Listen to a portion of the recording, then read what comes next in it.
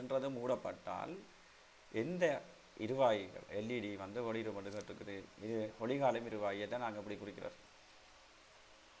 இது எல்இடின்றது ஒரு டயோட் தான். ஆனால் அதுக்குள்ள கரண்ட் போகக்குள்ள மின்னோட்டம் அதுக்குள்ள போகக்குள்ள என்ன செய்யணும்னா ஒளியை காலக்கூடிய மாதிரி இருக்கும். அதை ஒளி காலம் இருவாயின்னு சொல்கிறது லைட் எமிட்டிங் டயோட்னு சொல்கிறோம். ரைட், இவங்க இதை ஆன் பண்ணால் சுவிட்ச் ஆன் பண்ணால் இதுக்குள்ள ஐ என்ற கரண்ட் போக வலிக்கிடும். அந்த ஐ என்ற கரண்ட் இங்கே வரும். இது பின்போக குடல். ஸோ கன்ஃபார்மாக டி என்றது ஒளிராத்தி வரக்கூடிய விட 1 அல்லது 2 தான். ரைட், இதால் வர கரண்ட் ஒரு பகுதி இங்கே போகும், மிச்சம் இங்கே வரும்.